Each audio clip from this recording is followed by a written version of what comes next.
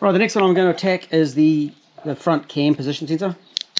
This one that's got a blue and a yellow. And that's fairly common across most models. And you'll see we've touched it. Let it look again. Look at it.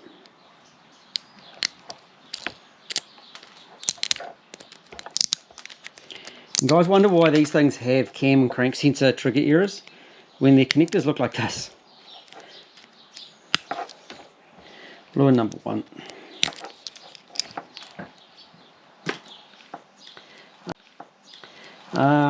Connector. So the connector is 10947. Done, look, beauty, yeah.